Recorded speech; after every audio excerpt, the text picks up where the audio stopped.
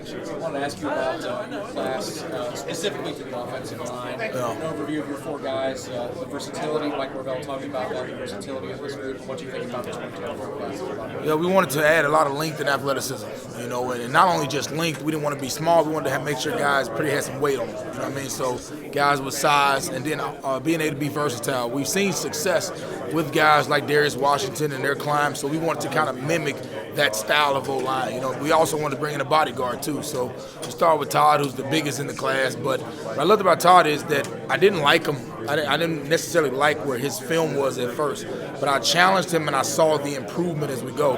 He came to multiple camps and he came to multiple single camps with him, just us working with him. So I saw what the ceiling can be with just, listening skills and taking the coaching. So, man, his ceiling is super high.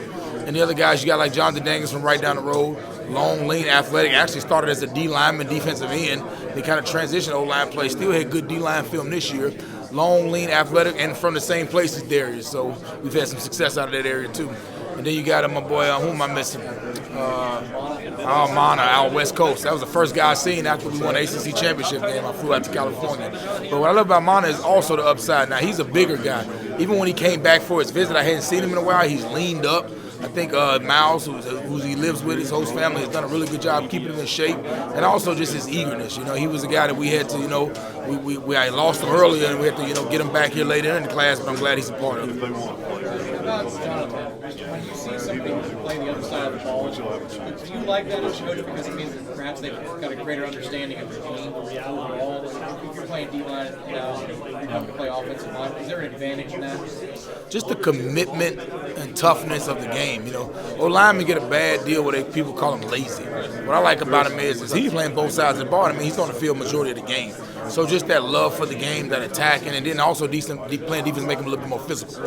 So, he's going to bring that. And then just like Ty was a guy that early in his career didn't like O-line play, didn't start loving it. And then I watched his sophomore film, it was okay. Then I saw his junior film, he exploded it just because he loved the position. And I had him hanging out with guys like Maurice Smith. And I think like Ty is the larger version of Maurice. Maurice is a good player for us, started at center, but now let's get a little bit bigger than Mo. I told Mo I was going to find somebody bigger than him to replace him.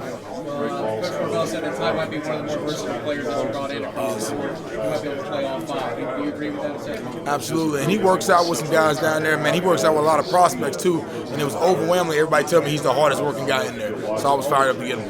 And then Mana's background as being an athlete as well on the basketball court, that's got to lead to good things, too, to play the position that you want to play. Because you want guys who are athletic and capable with their feet. You're hearing a profile of all these guys doing different things and not just playing on line. Even Todd, he started out as a quarterback.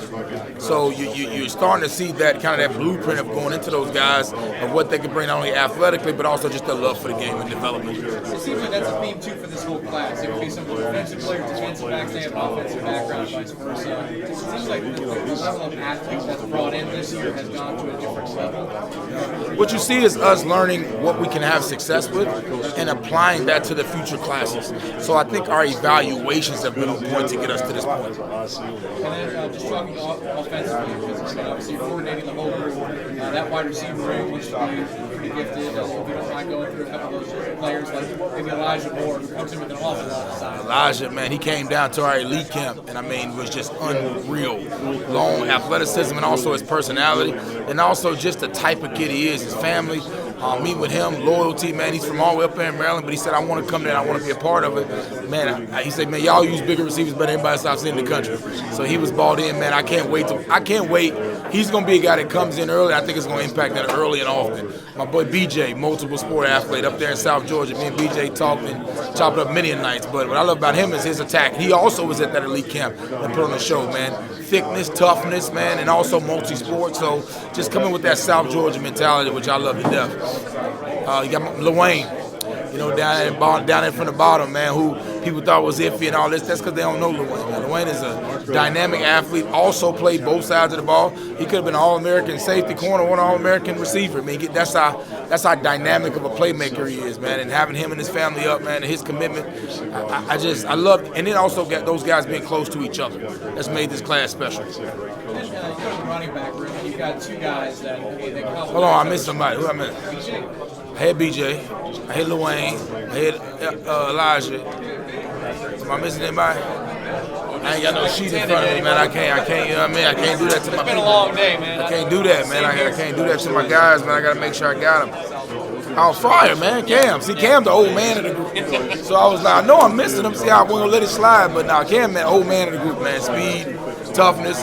He actually played against a couple of our prospects. I know they went to other places. They were talking about him. So I'm just excited to get him down here. In the running back room, you got, it's not like thunder and lightning per se, but you got good complementary pieces like Cam and Kai. Cam a dog. And then Cam obviously plays quarterback too. What a mentality he brings to it. Cam is a dog, man. You know, even having these official visits with people from up North Georgia and different parts of Georgia, seeing Cam grow up and watching him play, and even in the youth leagues, they knew he was going to be a dog. And I can't wait, man. You talking about, he just got in his eyes, man. You know, he got all the attributes. He's smart, tough, physical, elusive, can catch the ball, dynamic play quarterback, team guy, carried his team. But just him being in that locker room is going to affect and kind of bleed into the rest of the locker room of the type of kid he is. Even from the outside, like we interview him, whether it's in the facility or coming out with colleagues and coaches, you can feel the presence. Is that something that, as coaches, when you hit the trail, like you mark it down if you feel somebody has a presence like that about this? Grown man presence. You know, the way he presents himself, the way he talks, the way he handles business,